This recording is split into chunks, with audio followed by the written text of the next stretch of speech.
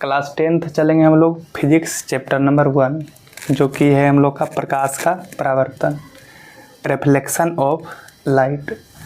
तो हम लोग सबसे पहले पढ़ेंगे यहाँ पर प्रकाश का परावर्तन। परावर्तन का मतलब होता है लौटना।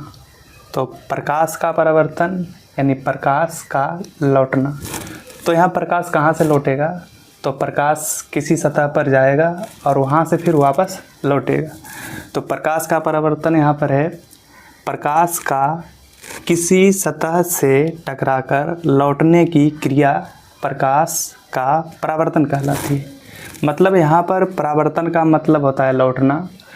प्रकाश का परावर्तन यानी प्रकाश का लौटना किसी भी वस्तु या सतह से टकराकर लौटने की क्रिया ही प्रकाश का परावर्तन कहलाती है।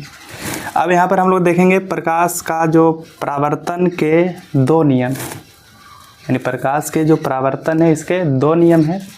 तो क्या क्या है उससे पहले हम लोग देखेंगे थोड़ा सा डायग्राम। यहाँ पर एक समतल सतह है।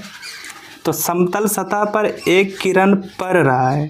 तो जो किरण समतल सतह पर पड़ता है उसे बोलते हैं आपतित किरण। और ये आपतित किरण समतल सतह के जिस बिंदु पर मिलता है वह बिंदु कहलाता है आपतन बिंदु।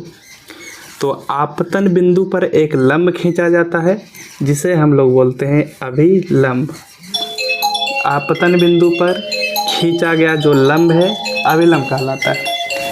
अब क्या होता है, ये आपतित किरण आपतन बिंदु पर पड़ा फिर लौटा, तो जो किरण लौट जाता है उसे बोलते हैं परावर्तित किरण।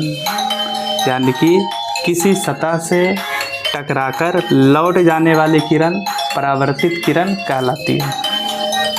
तो यहाँ पर एक चीज़ मिला हम लोग को, ये जो आपतन बिंदु है और ये जो अभिलंब है इसके जो बीच कोण बना आपतित किरण और ये अभिलंब, इसके बीच का कोण आपतन कोण कहलाता है, जिसे आई से सूचित करते हैं। फिर ये परावर्तित किरण जो है जो जा रहा है और ये जो अभिलंब है, परावर्तित किरण और अभिलंब के बीच परावर्तन कोण कहलाता है, जिसे आर से सूचित करते हैं। अब यहाँ पर क्या हुआ कि ये जो आपतित किरण है और ये जो अभिलंब है और ये जो परावर्तित किरण है, तीनों जो है एक ही समतल पर है। और एक चीज़, ये जो आपतन कोण है और ये जो परावर्तन कोण है, दोनों का मान बराबर होता है। पहला नियम है आपतित किरण, परावर्तित किरण तथा आपतन बिंदु पर खींचा गया अभिलंब तीनों एक ही तल में होते हैं। दूसरा